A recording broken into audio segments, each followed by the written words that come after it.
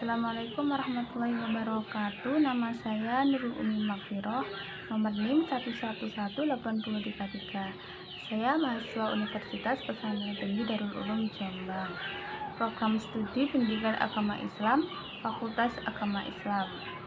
Mata kuliah Model dan Strategi Pembelajaran, dosen pengampu Ibu Siti Asia, SPD MPD. Pada hari ini kita akan membahas tentang bab haji dan umroh. Ya, sebelum pelajaran hari ini kita mulai, alangkah baiknya kita membaca surat Al-Fatihah agar pelajaran hari ini dapat berjalan dengan lancar. Al-Fatihah. Selesai. Ya, pada hari ini membahas tentang bab haji dan umroh. Apakah ada yang masih ingat kemarin kita membahas tentang bab apa? Ya, kemarin kita membahas tentang zakat. Apakah ada yang masih ingat apa pengertian dari zakat? Ya, pengertian zakat adalah berasal dari bahasa Arab, yaitu az-zakah, yang berarti bertambah, tumbuh, dan berkembang.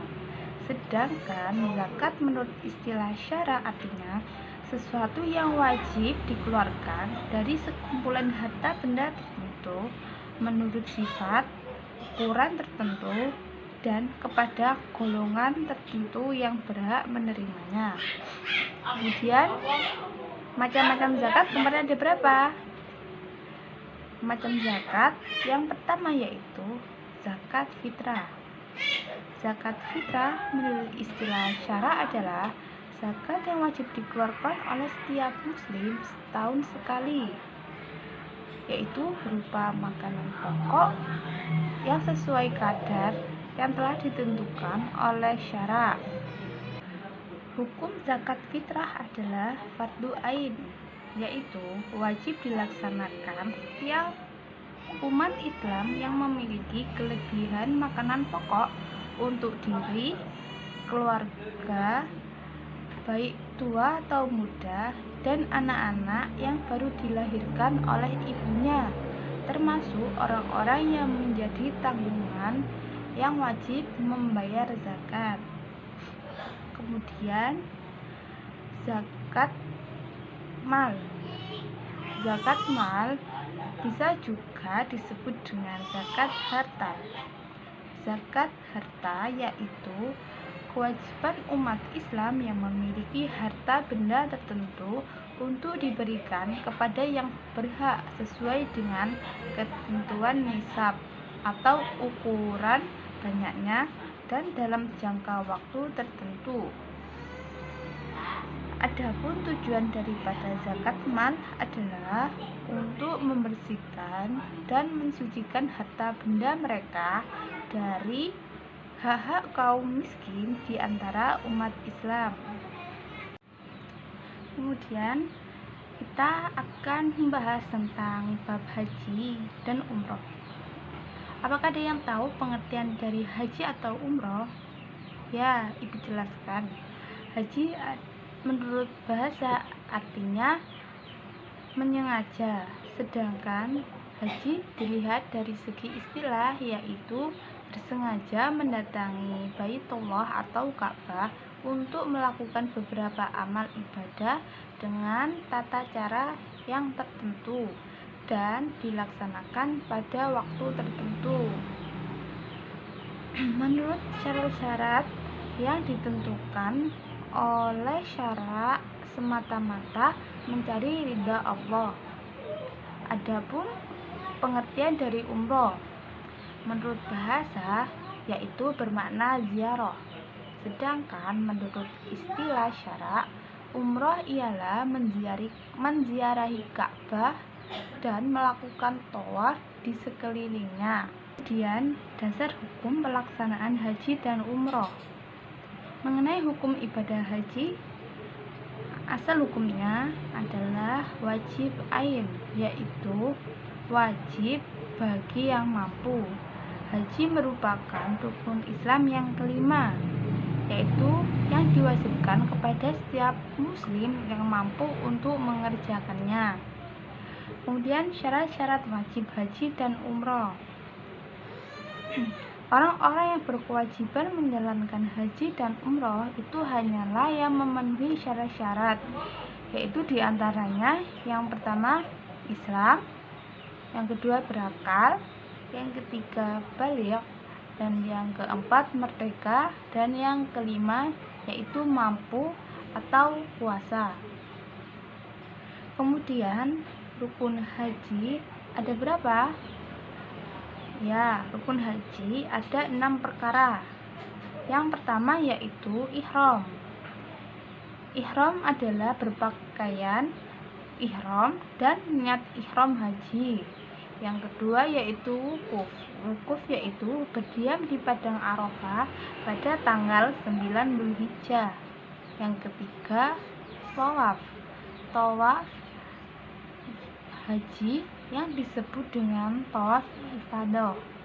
Yang keempat yaitu sa'i, berjalan atau berlari kecil dari Bukit Shofah ke Bukit Marwah. Kemudian yang kelima tahallul, yaitu menggunting rambut sedikitnya 3 helai. Kemudian yang terakhir yaitu tertib. Wajib haji yang pertama yaitu ihram, harus dari batas-batas tempat dan waktu yang telah ditentukan. Yang kedua, bermalam di Musdalifah, yakni sepulangnya dari Arafah ke Mina. Yang ketiga, bermalam di Mina selama 3 hari atau 2 malam pada hari tasyrik. Kemudian yang keempat, melontar jumroh Aqobah pada tanggal 10 Dzulhijjah dan melontar jumroh ketiga-tiganya pada hari tasyrik. Kemudian yang keempat, meninggalkan perkara-perkara yang diharamkan atau dilarang karena ihram. Selanjutnya yaitu sunnah haji. Yang pertama, mandi untuk ihram. Yang kedua, sholat sunnah ihram 2 rakaat. Yang ketiga, tawaf kudum, yaitu tawaf karena datang di tanah haram. Yang keempat, membaca talbiyah. Yang kelima, bermalam di Mina pada tanggal 9 Dzulhijjah. Yang keenam, bermalam di Arafah pada siang dan malam. Yang ketujuh, berhenti di Masy'aril Haram pada hari nahar, yaitu pada tanggal 10 Dzulhijjah. Dan yang terakhir yaitu berpakaian ihram yang serba putih.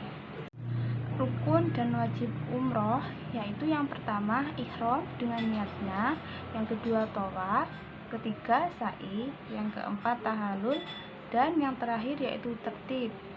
Adapun wajib umroh ada 2 perkara, yaitu yang pertama ihram dari miqat, yang kedua meninggalkan hal-hal yang diharamkan karena ihram.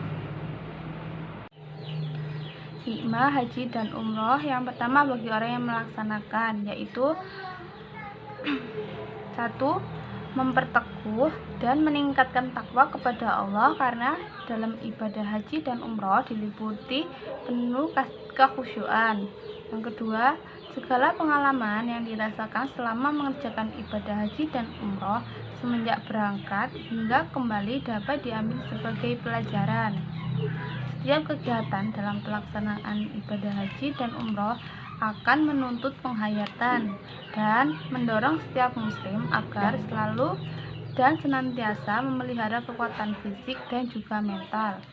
Yang kedua, bagi umat Islam secara keseluruhan yaitu yang pertama, sebagai sarana untuk lebih mempererat ukhuwah Islamiyah serta saling mengenal sesama muslim dari berbagai penjuru dunia.